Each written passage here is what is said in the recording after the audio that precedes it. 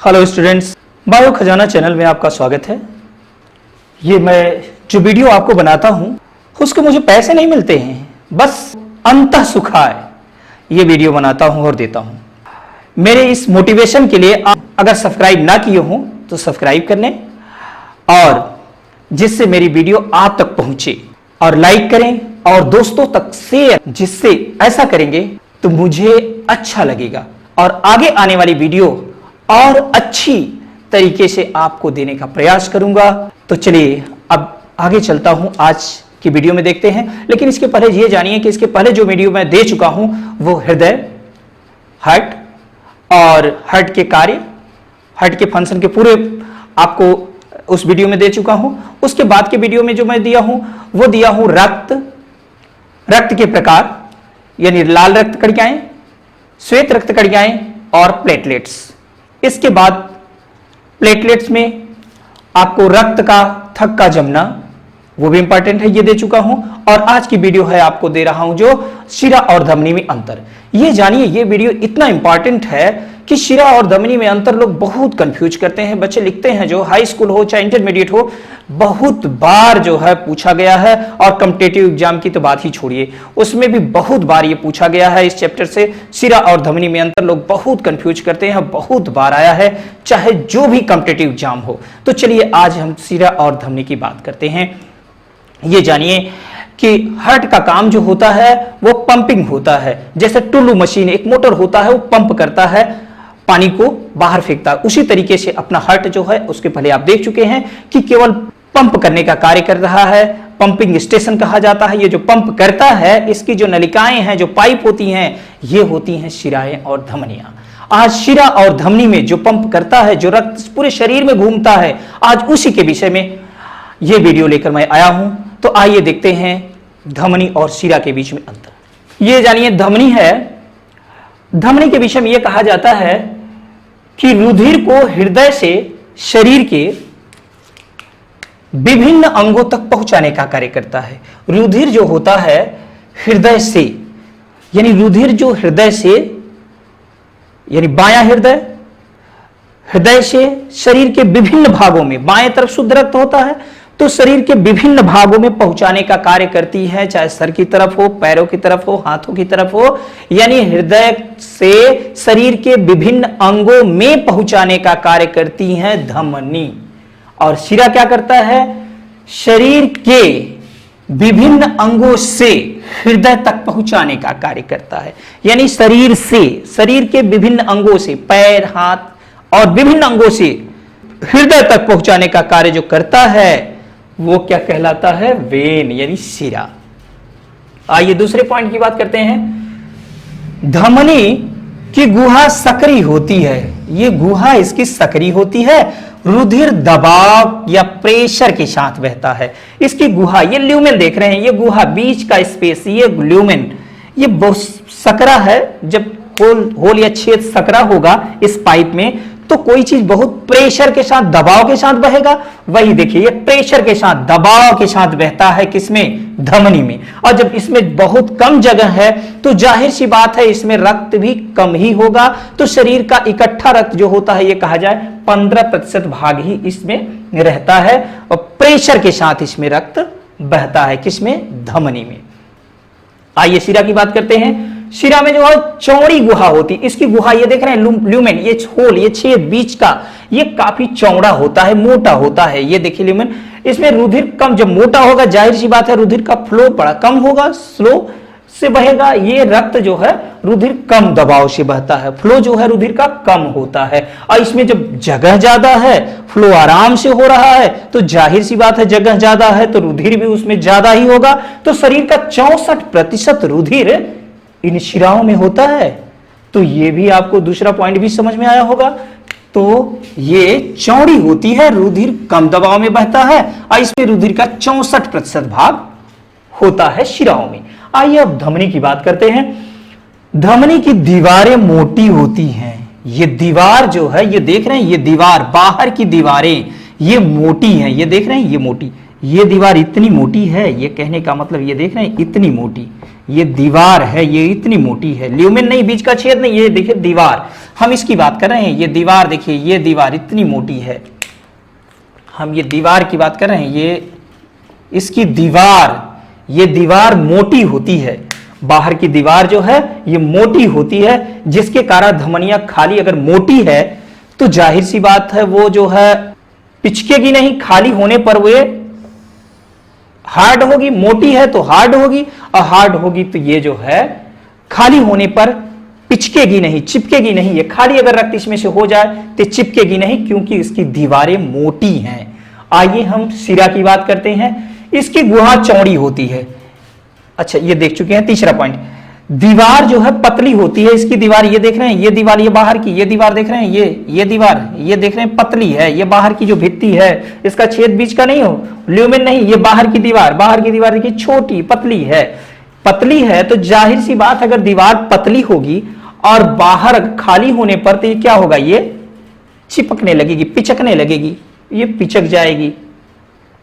तो इसलिए ये खाली होने पर ये पतली है तो ये पिचकती है या चिपकती है, ये कहिए। अब अगला पॉइंट की बात की जाए, चौथे पॉइंट, इसके भीतर कपाट नहीं होते। कपाट का मतलब वाल्व। ये पतला है, इसके बीच का छेद पतला है, आपने देखा ना, ल्यूमेन देखिए, ये ल्यूमेन पतला है तो ब्लड प्रेशर से बहता है, तो इसमें वाल्व की जरूरत नहीं है, इसमें वाल्व नहीं होता है, ये वाल्व इसमें नहीं होता है। अब यहां की बात की जाए, इसके भीतर कपाट होते हैं।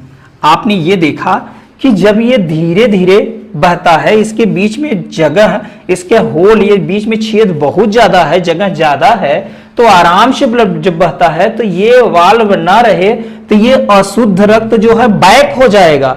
ये प्रेशर में तो है नहीं बहुत, तो इसमें वाल्व का होना जरूरी है। ये देखिए, ये यानी सिराओं में वाल्व हो रहा है, ये वाल्व है, कपाट है, इसके भीतर कपाट है, जिससे आगे ब्लड जो अंदर पीछे चला जाए या आगे चला जाए तो वो ब्लड जो होता है वो बैक न जाए, तो इसलिए वाल्व होते हैं, ये कपाट होता है। अब आइए हम यहां की बात करते हैं पांचवें पॉइंट में। ये गुलाबी रंग की होती हैं। ये धमनियां जो होती हैं गुलाबी रंग की, ध पर शुद्ध, इसमें क्या बताया है, शुद्ध ध, शुद्ध शुद्ध ध, शुद्ध रक्त। ए इसे कहते हैं आर्टरी। आर्टरी मतलब नंबर 1 का, ए फॉर फर्स्ट, तो जो प्योर ब्लड होगा उसे फर्स्ट कहा जाए। तो ये कहा जाए ये गुलाबी रंग की होती है। जब ऑक्सीजन होता है, ऑक्सीजनेटेड ब्लड होता है, प्योर ब्लड होता है, शुद्ध ब्लड होता है, तो जाहिर सी बात है ये बिल्कुल चमकीली होंगी, गुलाबी रंग की होती हैं। यानी इसमें शुद्ध रक्त बहता है, किसमें, धमनी में, आर्टरी में शुद्ध रक्त बहता है, ये गुलाबी रंग की होती हैं। अब हम शिरा की बात करें, वेन्स की बात करें, तो इसमें जो है ये अशुद्ध रक्त होता है, इसमें ऑक्सीजन की मात्रा कम होती है, कार्बन डाइऑक्साइड अधिक हो जाता है। कार्बन डाइऑक्साइड के कारण ये अशुद्ध होगा, यानी डीऑक्सीजनेटेड ब्लड, यानी ऑक्सीजन की मात्रा कम है, यानी कार्बन डाइऑक्साइड की अधिक है, डीऑक्सीजनेटेड ब्लड हो गया, इम्प्योर ब्लड हो गया, अशुद्ध रक्त हो गया। तो ये अशुद्ध रक्त के कारण इसमें ये नीले रंग की दिखाई देती है, या तो कहिए कि गहरी, मतलब ज्यादा गहरी, गहरे टाइप की हो जाती हैं, ज्यादा लाल, यानी लाल, गहरे लाल में, या तो नीली दिखती हैं, ये कह लिया जाए। इसमें अशुद्ध रक्त होता है इसी कारण, क्योंकि वो शुद्ध तो है नहीं, इंप्योरिटी के कारण वो डार्क सी लगने लगती हैं, यानी गहरे नीले रंग की हो जाती हैं। अब आइए छठे पॉइंट की बात करें। इसमें जो है आपको बताया ही, शुद्ध, ध फॉर धमनी, ध फॉर शुद्ध, शुद्ध लास्ट में शुद्ध है धमनी में। तो आपको कोड एक बैठाने के दिमाग में, यानी फीड होने के लिए, मैं कोड टाइप सेट करने के लिए, नहीं कंफ्यूजिंग हो जाता है धमनी शिरा में। तो शुद्ध धमनी, तो इसमें जानते हैं शुद्ध रक्त बहता है, यानी ऑक्सीजनेटेड ब्लड बहता है, और इसमें ऑक्सीजनेटेड ब्लड बहता है। धमनी हर हाल में शुद्ध रक्त बाएं अलिंद और बाएं निलय से, ये जानते हैं हृदय के बाएं साइड में शुद्ध रक्त रहता है, जो शरीर के विभिन्न भागों में पहुंचाता है। लेकिन फुफ्फुस धमनी, यही अशुद्ध रक्त बहता है, यानी इसी को छोड़ करके। ये क्या है, ये जो होता है ये फेफड़े तक पहुंचाती है अशुद्ध रक्त को। तो ये अशुद्ध रक्त को पल्मोनरी धमनी जब फेफड़े तक पहुंचाती है तो इसमें अशुद्ध रक्त होता है, यानी डीऑक्सीजनेटेड ब्लड। तो यही एक्सेप्शन समझ लीजिए, अपवाद समझ लीजिए, ये पल्मोनरी धमनी। अब यहां क्या है, इसमें जो है ये जानते हैं शिरा के विषय में कि शरीर के विभिन्न अंगों से क्या होगा, शरीर में विभिन्न अंगों से क्या होगा, अशुद्ध रक्त होगा। तो शरीर के विभिन्न अंगों से दाएं हृदय में पहुंचाती है। तो हृदय में पहुंचाती है कहने का मतलब विभिन्न अंगों से हृदय में पहुंचाती है। तो ये होती है शिराएं, अशुद्ध रक्त विभिन्न अंगों से हृदय में ले आती हैं, पहुंचाती हैं शिराएं। लेकिन यहां भी पल्मोनरी शिरा जिसे कहें, फुफ्फुस शिरा, ये जो होती है, जो फेफड़े में शुद्ध हो जाता है, वहां से हृदय में जब लाती हैं तो ये जो है शुद्ध रक्त लाती है। इसे ही पल्मोनरी शिरा इसमें कहा जाए। पल्मोनरी शिरा अपवाद है यहां भी, पल्मोनरी शिरा या फुफ्फुस शिरा को छोड़कर।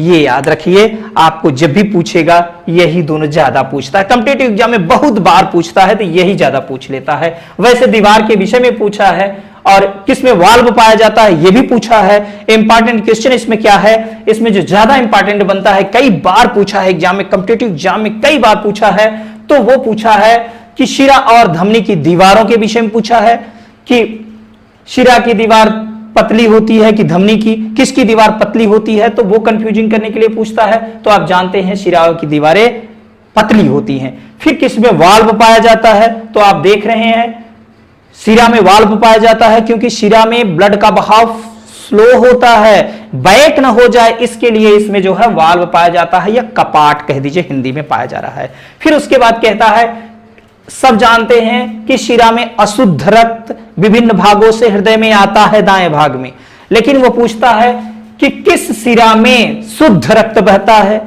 तो ये जो है पल्मोनरी शिरा में शुद्ध रक्त बहता है। ठीक है, और वही चीज यहां कि किस में अशुद्ध रक्त बहता है, तो धमनी की बात करें तो यहां भी आप कहिएगा पल्मोनरी धमनी। तो आज एक बार फिर से कहेंगे, शेयर करके मेरे वीडियो को अपने दोस्तों तक ज्यादा से ज्यादा और सब्सक्राइब करके मुझे इस बात का एहसास दिलाइए कि मेरी वीडियो आपको अच्छी लगी और आगे आने वाली वीडियो को मैं और अच्छे देने का प्रयास करूं। तब तक के लिए धन्यवाद।